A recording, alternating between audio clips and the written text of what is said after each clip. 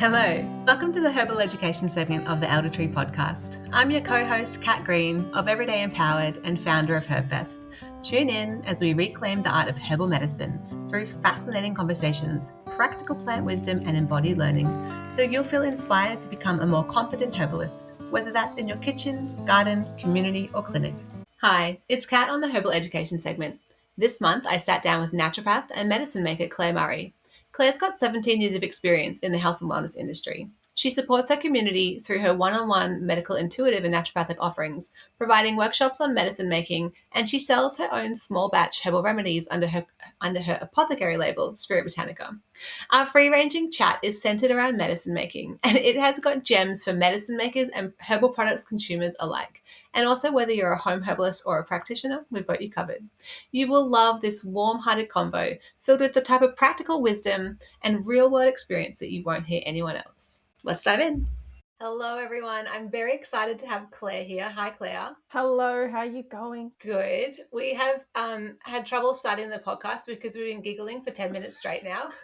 Don't give us away. But we're going to put our serious faces on now. And Claire spoke at HerbFest recently. She jumped in last minute when one of our speakers couldn't go on. And I thought I wanted to bring that conversation to you, the broader Australian herbal community, because Claire is an excellent speaker on herbal medicine making and working with herbs. And I'd love to know, Claire, how can you choose the right extract for the right herb? Yes, well, that was what I ended up talking about with my half an hour's notice. And you did so well. At HerbFest, didn't I? Yes, and that's kind of one of the first things that came to mind because, especially for home herbalists or people that are getting into medicine making, but maybe this is even like some really nice reminders for people who work with herbs where a lot of this is kind of pre-organized, if you're buying tinctures and the such off suppliers, is that, for our herbs, it really comes down to what is going to be the best kind of solvent or medium to actually extract the medicinal compounds from. And sometimes, you can see an extract or a herbal medicine out there where you're like, oh, maybe that's not quite the right way to take that herb. Or maybe we could do it in a slightly better way or just be mindful of a few things. So that was the conversation that I had with everyone. And, I feel like two very polar opposite examples of this is, a group of herbs that are rich in things like minerals, vitamins, mucilage, polysaccharides, even like fibers, flavonoids you could probably put in there too. Like there's really colorful antioxidant compounds in herbs. They are very water soluble. And so we actually don't tend to need a lot of alcohol like involved in their extraction.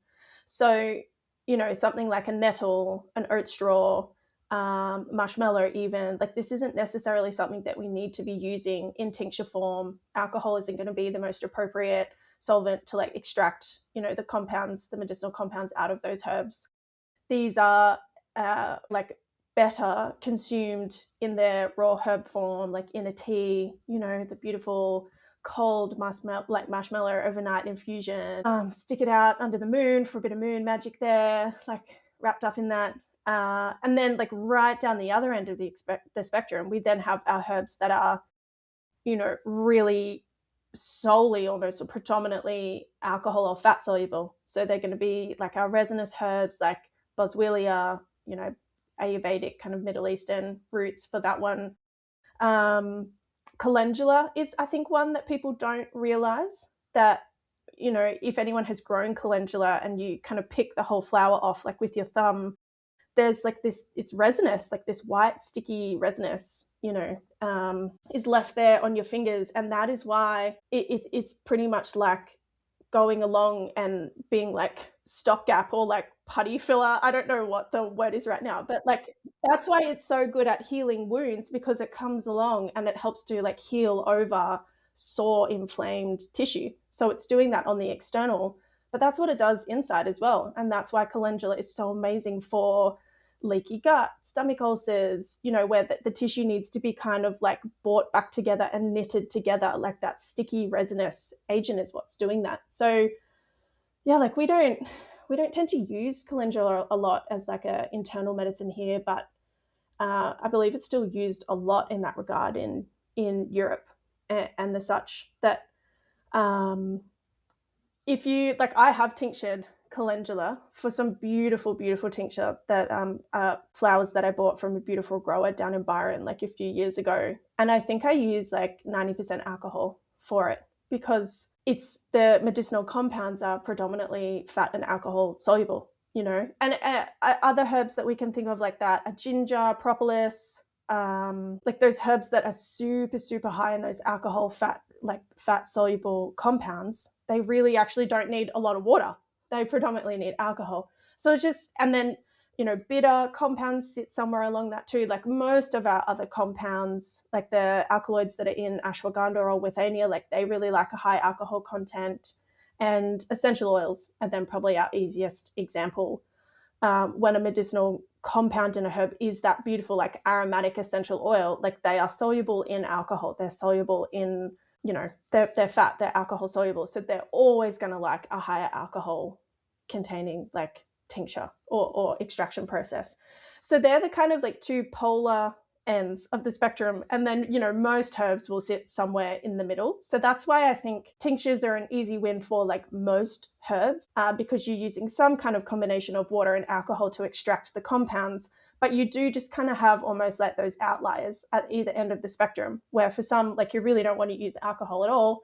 And then for some, you basically want to use like literally only alcohol. Yeah, it's super interesting, isn't it, when you get into it? And it's so interesting as well when you dial, like you are looking at the individual constituents, but then you're also dialing back to whole plant. Like if we go back to the calendula example, because I use calendula in teas all the time, and I use calendula in leaky gut formulas, and I use it in ulcer formulas, like I use it all the time.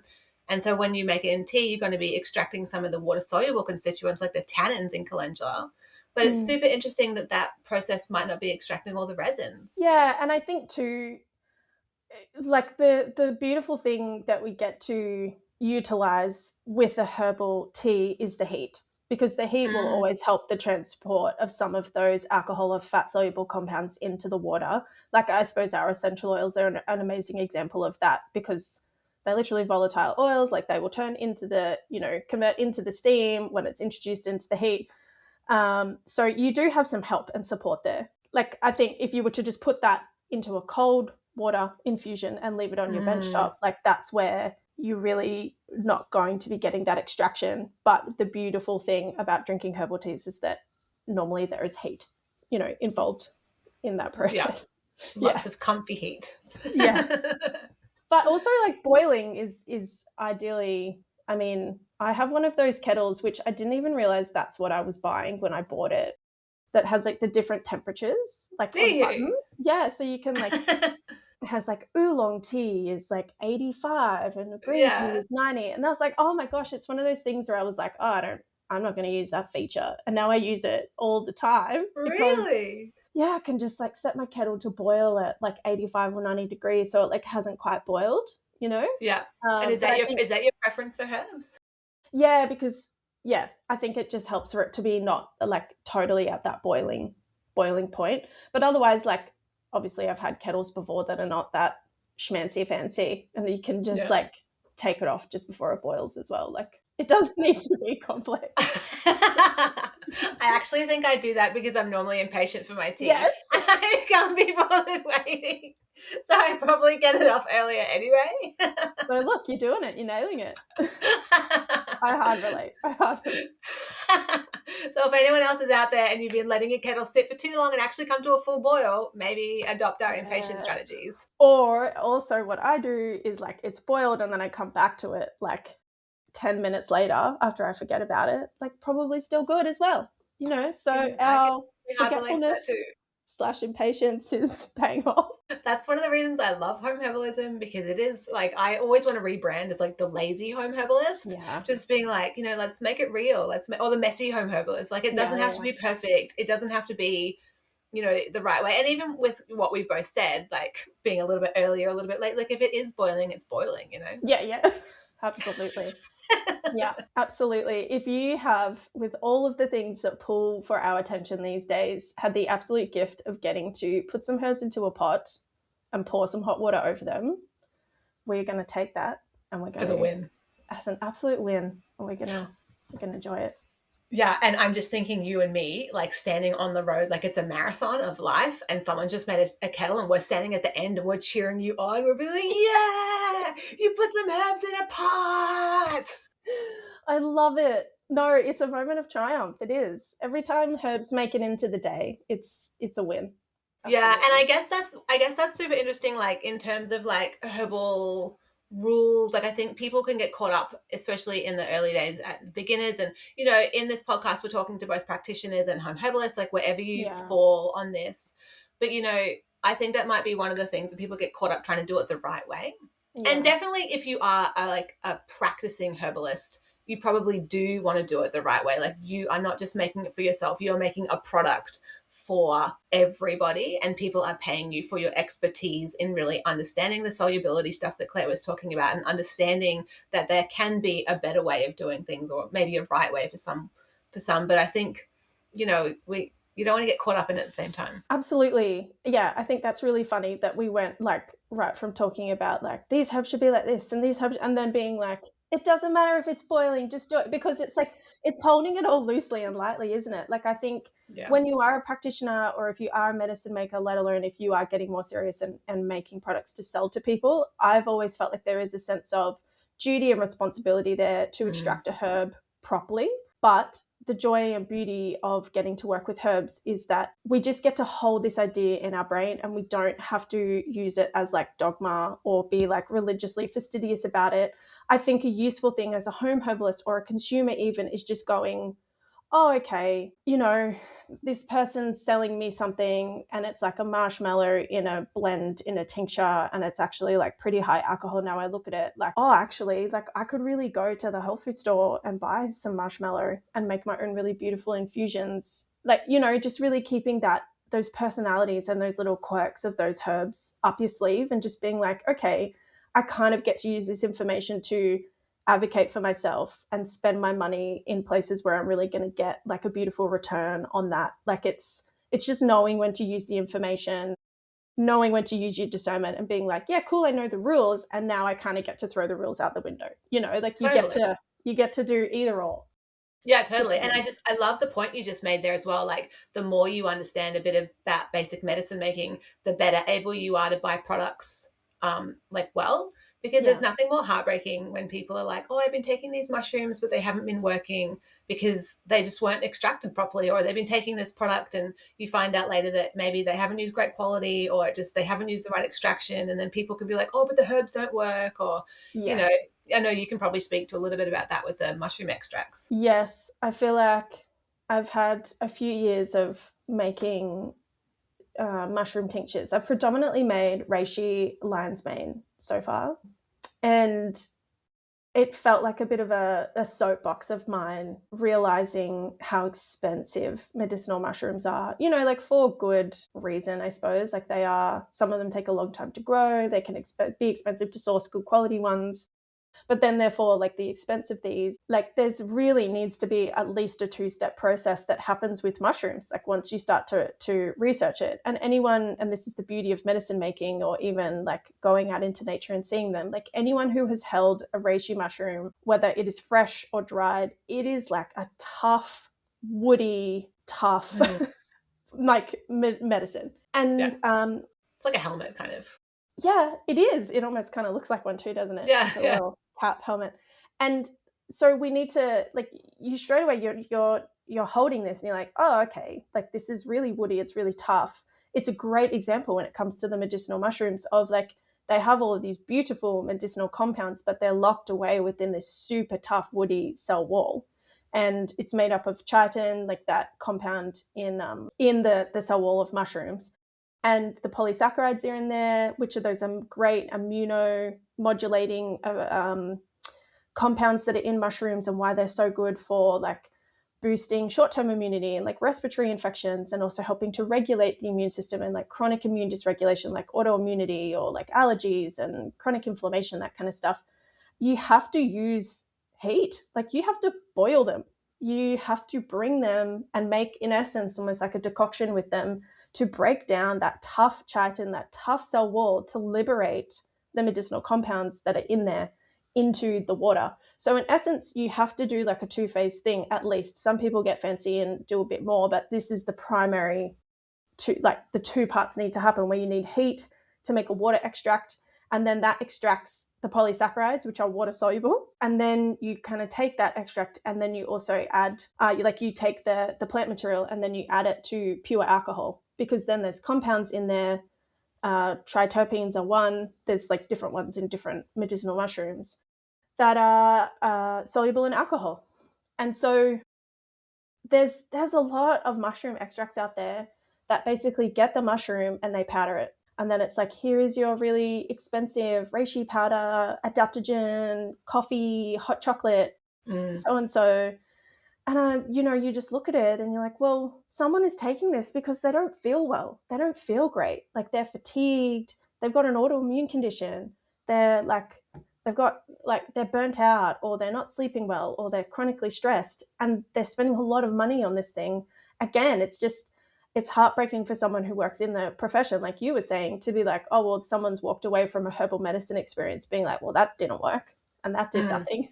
But also like, so sad for their cells and their body and their psyche, who was like drawn to take this medicine, and then they're just not getting the best benefits out of it, especially when these medicines out of a lot of the herbal medicines in Australia are like so expensive and cost so much money. So like I said at HerbFest, I touched on this aspect, and I was like, you talk to someone who's into medicine making, who's into herbs, like they will talk to you about it. Like, if you want to approach someone who makes medicines, even a larger supplier, if they are in on their process, they will nerd out with you on this, and you will get the information that you need if you want to start being the consumer or the person who asks questions. And those questions will be lovingly received if someone is really getting down with their herbs and extracting them in the ways that they're best designed to. Because we can't shut up about it. Like, look at us now. And like, mushroom people are exactly the same, like exactly the same. You get someone talking about mushrooms, and yeah, it's like, it's a whole world, it's a whole thing. Yeah. So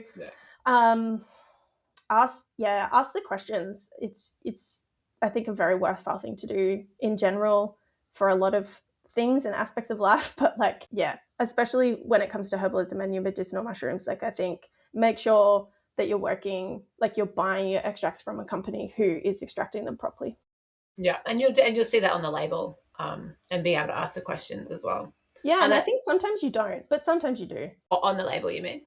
Yeah, that sometimes they just don't talk about how they've been. Yeah, but I think that's a red flag. Like, if I see a mushroom like product and it doesn't say that it's dual extracted on the label, then I would walk away from that, because generally people are going to advertise that they have followed like a proper, that they at least know that that's something to be talking about, Yeah, that's so true. Yeah, look for that information and kind of use that absence as a bit of a red flag. Yeah. Are there any other products that you've ever come across that you think are commonly not extracted well? Or is that kind of the big one? I think that's kind of the big one. I think it's then just kind of having that discernment of then maybe more heading into that like quality type conversation, and just knowing, generally those herbs that like water, what are the ones that like alcohol? Okay, if I'm taking a tea blend that's like super aromatic and super like smells amazing, am I then working with herbs that are ideally like as fresh as possible and as high quality as possible? Because that will absolutely impact the outcome and like the medicinal outcome that you have as well. Because another thing to keep in mind is that like essential oils, they are volatile, like they're quite fragile. Once you have a plant that's rich in oils and you dry it, those essential oils can like easily degrade in that plant.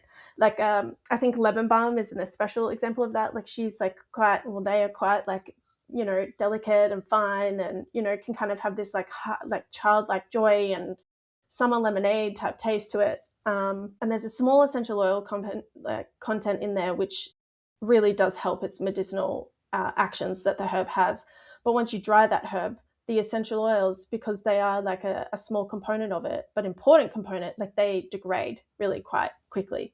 And so like I harvested some lemon balm from our house one time, and I was drying it in my dehydrator, and I was just like picking it up like it was like an ancient artifact, and just trying to like gently put it into the jars, because I'm like, well, me drying it, I thought you were putting your head in and just smelling it, being like, just like sniffing it as close as you can get. Yeah, getting all those aromatics up in there and just trying like anything to preserve them, because it's like you're always going to have a better chance of, getting great preservation, use out of a essential oil rich herb if you've somehow sourced it or grown it yourself and able to dry it. And you know it every single time you do it. And then you smell something that you bought. You're like, oh, the one I grew is so much more aromatic, or the one that my friend grew down the road, So I think, I think it's in just like wherever possible, I try to use the mentality of like, which isn't always financially viable, but like buy smaller amounts and use it to then buy, rather than having like this huge big stash that then can get a bit crusty and old. Yeah, it's so interesting. I find this whole supply chain question with medicine making, and also like the cost and accessibility of herbs, because obviously the more locally grown, the fresher they are, the better the quality, the more expensive they are, which can really throw a spanner in the works of accessibility. On the flip side, like arguing with myself right now, because I love to have different parts of myself arguing with myself in a podcast. And then maybe Claire, you can join in. I can be the third voice in your head.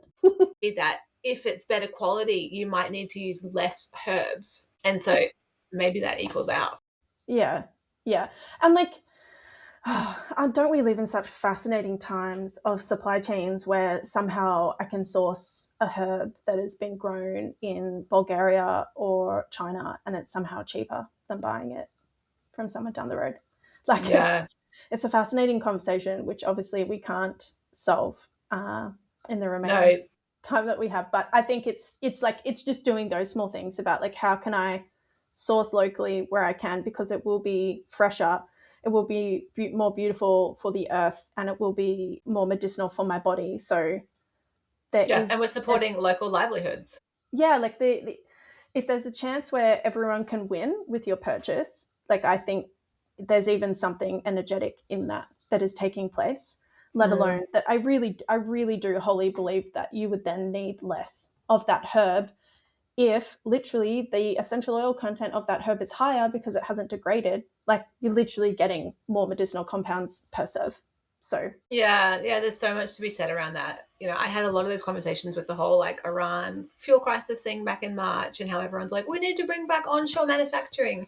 And I'm like, I completely agree, but there's just no business case for it, because everyone's like, we can't pay these higher prices, we're not going to be able to cut off from the global. But the reality of having more like onshore Australian manufacturing in all industries, but in herbs as well, is that it just costs more, because we've got higher labor costs, we've got higher supply chain costs. And it's a really tricky one to solve, because obviously then we don't want herbalism to become this like elite medicine. In some ways it already is inaccessible for people with the high costs of everything.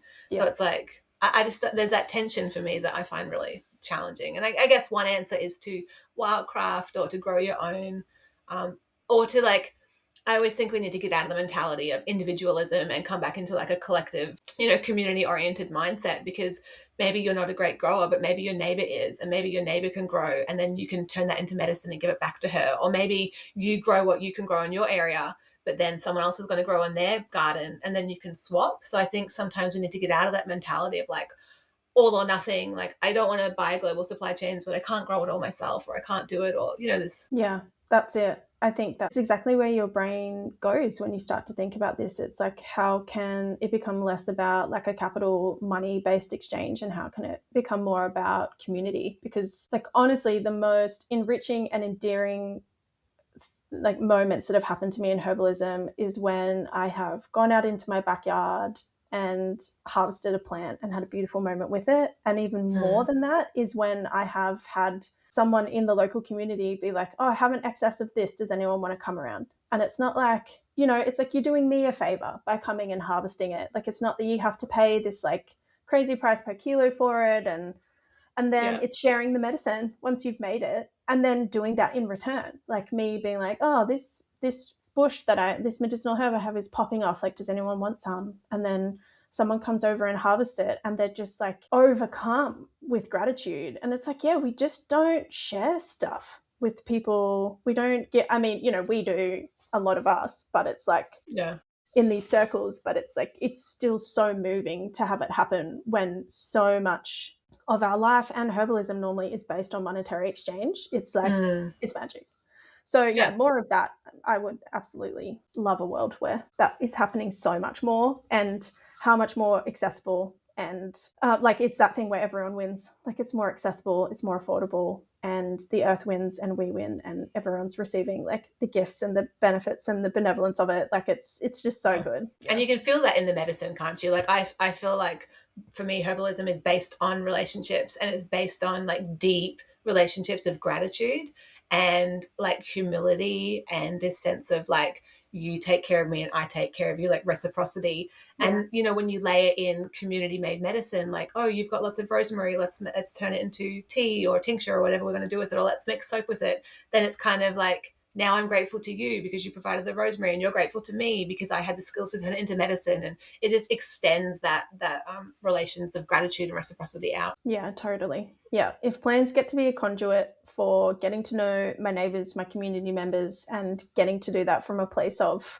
gratitude and love and connection, like that's really plants in action, isn't it? Like, that's them doing their magic in many senses of the word. Well, that's spoken like true plant nerds, because we would love to.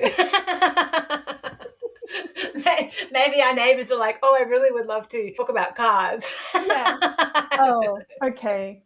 I'm clean out of car facts. But maybe we could make a herbal oil for your car.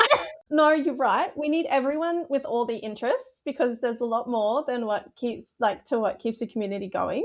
But I think, there's enough plant people out there, isn't there, that I think there's a big chance to find each other. Yeah, well, I also think that everyone needs medicine, like locally made medicine and skills. Like I think, you know, as we come into these times, the times we're in where there's so much flux and change, like we actually need medicine making skills in our community. Like we need practitioners to be making really awesome, or product makers to be making really high quality products. But we also need that skill to be in homes and communities. Like I think we really have lost that basic, you know, skill, which is why I do a lot of teaching and have like online memberships and in-person stuff. But it's at the essence.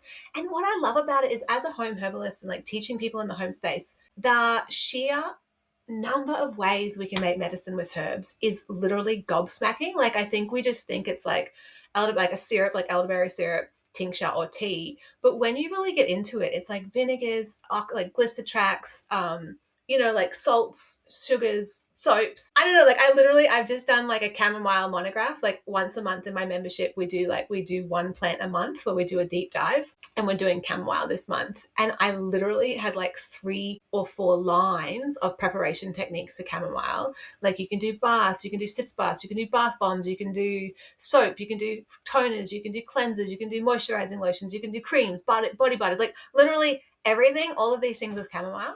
And it kind of is mind-blowing when we bring that range back into our daily lives, you know? Yeah, and that's so true. It's like, even in some senses of the word, these like base herbal medicine skills, like making a tea or a tincture or a balm, have been lost, let alone when something is so part of your everyday.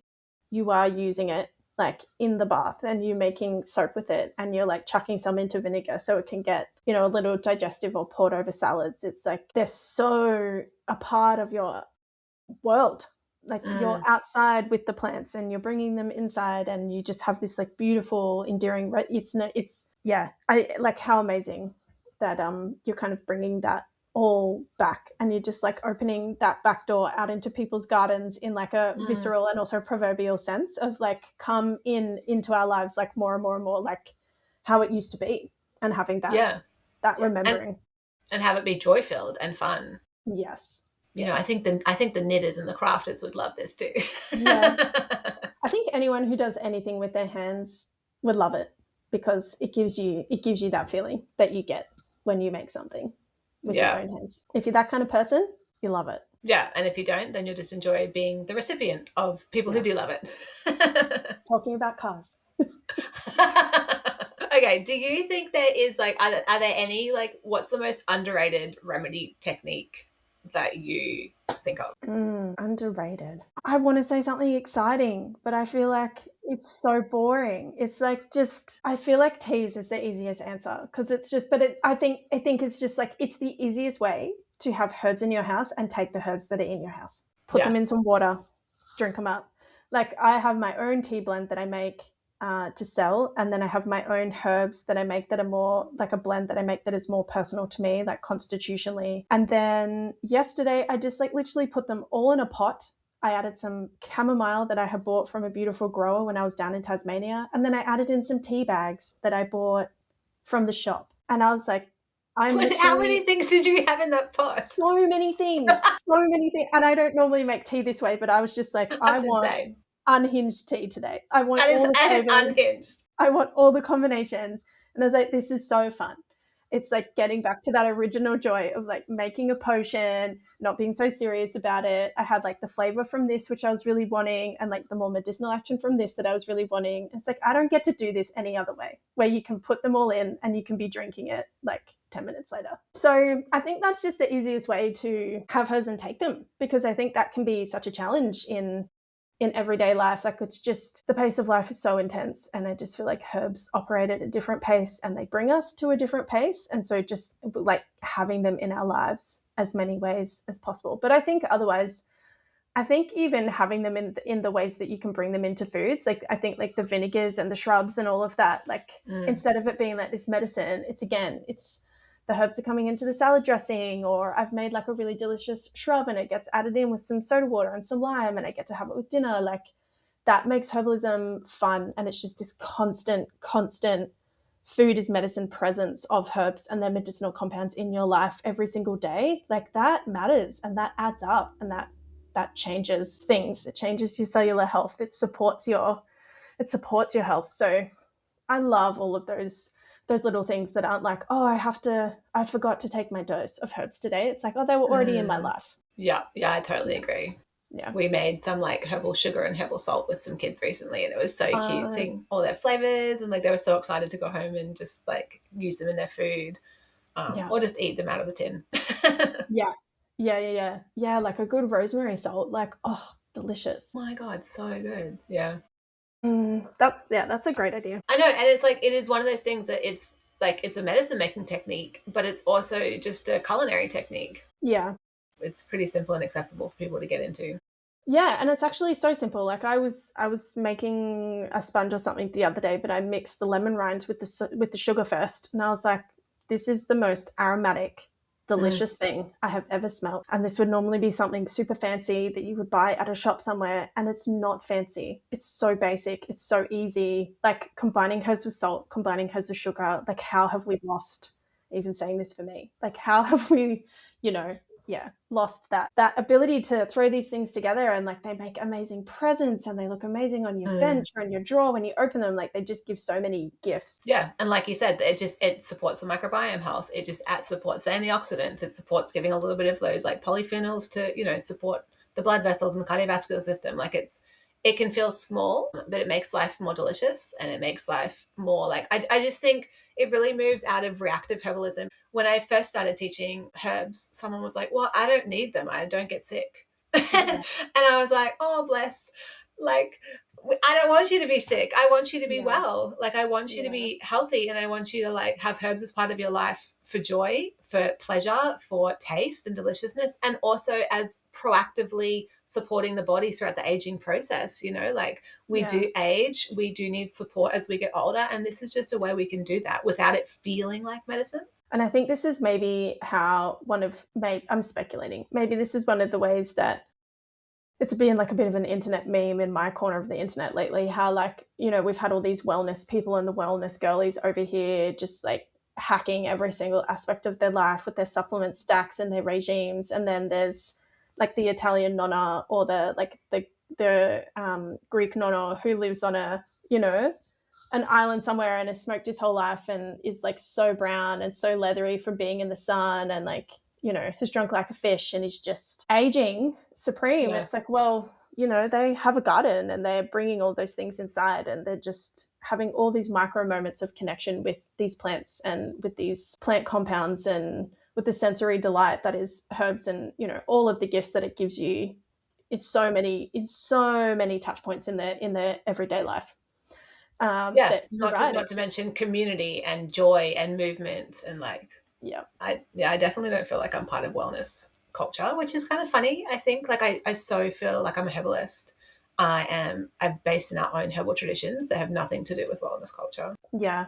I feel like it can feel like a funny place to inhabit, being like, I'm so into this whole world, but I'm not into wellness culture. It's kind of like, yeah, yeah.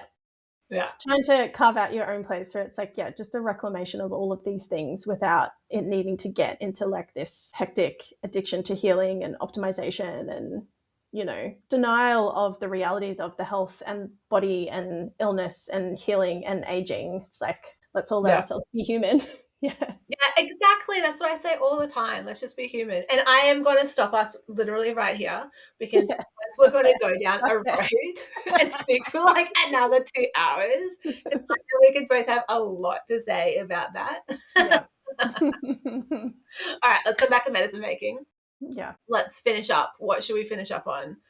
What is like a big mistake you've made in your medicine making journey that you've learned from? I think just any time I get too caught up in trying to follow the rules too hardcore instead of being kind of like present to what is happening and what the herb is telling me. And it's just all experience that comes with time, right? Like you tincture a Yeah. herb or you make this and you're like, oh, that wasn't the best way to do that. I didn't need to powder it that fine, but I was so adamant that I had to, but like really, if I think about it, that didn't make sense. And like now, in retrospect, like it's just, yeah, or even just having that discernment of thinking that herbal medicine looks a certain way, like having come from such a biomedical training and quite a disembodied training where it was all, you know, there's that conversation around like the brown bottle herbalist, which I think is even becoming less and less as like supplements become even more common. Like when I was going through uni 10, 15 years ago, there was kind of this discussion of like the brown bottle herbalist that just has their dispensary and it's kind of like, well, that's the only way to do it. And I don't branch out and I don't do teas and I don't do powders and I don't blend things up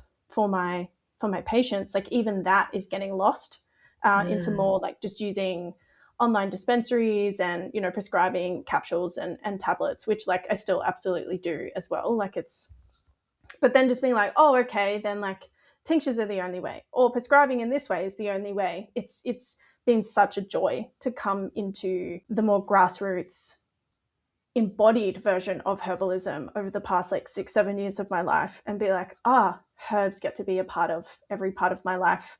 Medicine is like the definition of medicine gets to look so different for each person and each presentation. And really like all of the blessings and the gifts that grassroots herbalism has given me, like I really would encourage anyone who is listening who is more a naturopath or a herbalist practicing in a more biochemical, biomedical, university-based way. Like there is a whole world of herbalism like waiting for you beyond what we were taught at university. And it is the way that herbalism has actually been used like across the thousands of years that people have been interacting with plants, where plants are like alive and they, you know, it's a sensory experience and there's so many ways that you get to work with them, experience them and make medicine with them, like so far beyond just the ways that we were kind of taught at university. So I think that's been nice, just like letting go of schools of thought that I thought I kind of had to subscribe to, you know, and being too like rigid or regimented in my approach and being like, yeah, it gets to be fun and I get to know the rules and then throw the rules out and it gets to be however I want. And like the herbs are always there in so many ways, not just in a set prescriptive. Well, I really like that too, though, because you kind of touched on that point of like, you know, herbalism is really about tailoring the herbs to the person. You know, like we don't have like a set allergy protocol because, or like autoimmune protocol or whatever it is, because it's really not about, you don't use herbs for a diagnostic label. Like you match the herbs to the person who has that condition and exactly how it's presenting and expressing in them.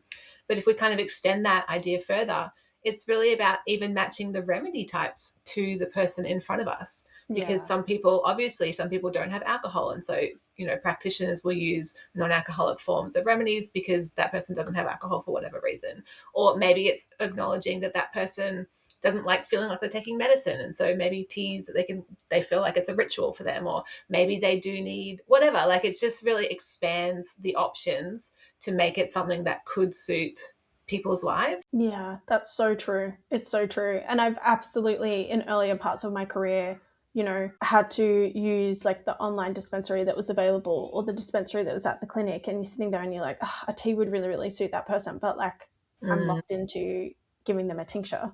And Yeah. yeah, being able to tailor it when you have all of the options available to you is a very, very cool thing. Yeah, which I guess for practitioners can be hard because it can be expensive to maintain like a really diverse dispensary like that. Like there's financial constraints for people buying herbs, and there's financial constraints on practitioners who are supplying their own apothecaries and having to do that as well. So yeah, totally. Yeah.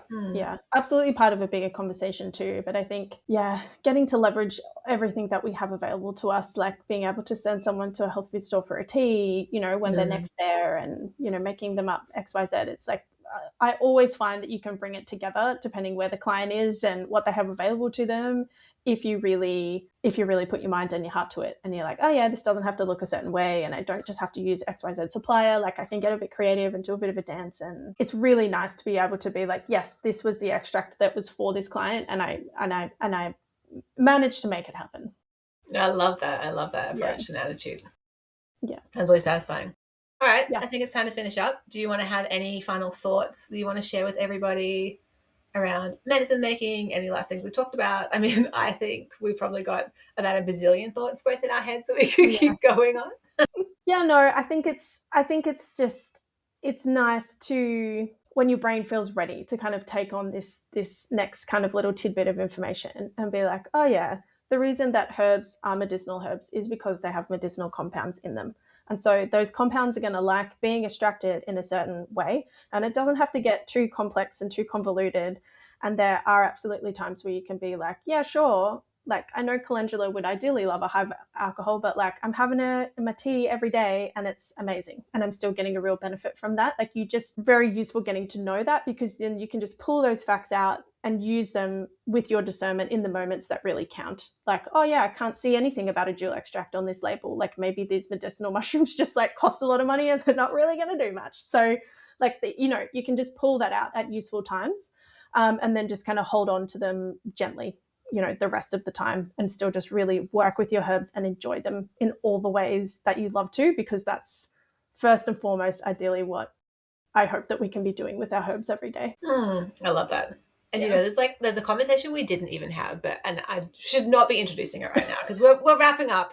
But I think it is really interesting because when we talk about like the right way to extract herbs, there's a lot of not shady, but there's a lot of information online that I don't think is great either. Like I've seen people just make infused oils with herbs that their constituents aren't soluble in oil. Yeah. And I just don't think that those products are going to work. And sometimes even from really great teachers, and maybe they just have a different understanding. Maybe they've got a different use experience. Like I always say that herbalists are always going to disagree about everything because we've got different bodies. We're working with different plants. We're working in different communities. We've got different experiences that we draw on. But there's some herbs that I'm looking at things, I'm like, no wonder people get confused when there's a lot of herbal information out there, and often it is contradictory. Yeah, and I think that's just a good point, and it comes back to that discernment, doesn't it? It's like when you just have like this kind of bit of background knowledge that you can even just be like, oh, something's twigging in my brain about this. I don't even need to know it all off by heart. I can go and research more, or talk to a herbalist about it, or like ask the creator of the video that I saw some questions and see what they say.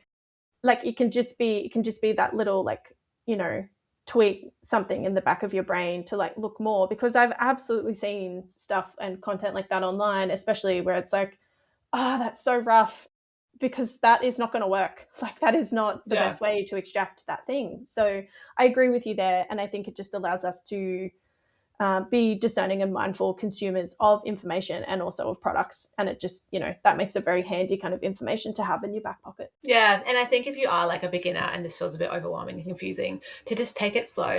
And like I always recommend complete beginners, like start with recipes, because from like trusted herbal teachers or like, you know, product brands that have been around for a long time, because they are probably going to have recipes that are using best practice for extracting them. Or, you know, maybe like we do on the Home Herbalist Club, like spend a month deep diving into a herb and like reading about it from different different books and different online sources. And then when you put all those together, yes, they might say slightly different things, but you'll be able to see a general pattern or a trend. And then, slowly over time, you'll get a little bit more understanding about that as well. Totally. Yeah. I don't think it needs to be something that causes overwhelm. It's like you can pick it herb by herb or even a product by product and just take it a bit at a time. And yeah, you look back after a while and you're like, oh, cool. I've actually really accumulated a decent lot of knowledge here. Like it can just be the puzzle pieces. Yeah. Yeah, and if you learn by making mistakes, that's great because mistakes are how we learn. Absolutely.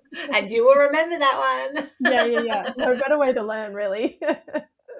Well, we'll finish there. Thank you so much for your chats. Do you want to tell people where they can find you? I'll have all the links in the show notes for where they can find you, but how can people get in touch with you and tell you how awesome you are?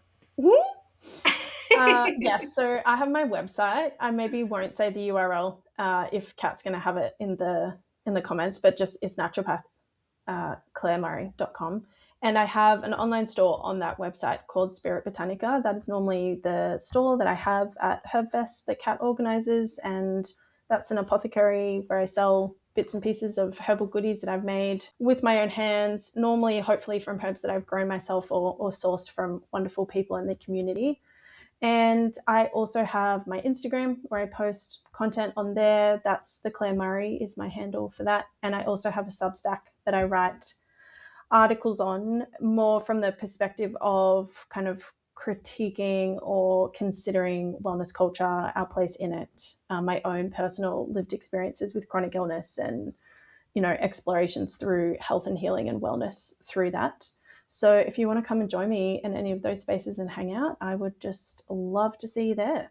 Oh, amazing. I'm also running a workshop myself. I mean, I don't know when this is going to go live, Kat, but I'm running a tincturing workshop on the 18th of July. So we're a couple of weeks out from that today. If this happens to go live before that, and you're in the Sunshine Coast area, I'm also foraying into teaching medicine making skills a bit myself, which has just been the best. It's so great. It's so fun. And I totally share your vision. It is the hugest driver for me of wanting more people reclaiming and remembering this knowledge of how to work with herbs, make medicines with their hands. We need more medicine people around kitchen tables in communities that are helping, their community members and their loved ones to stay healthy, stay well. Like this used to be medicine of the people, and I feel like we should return it back to all of us because... Oh my God. I want to give you a big hallelujah.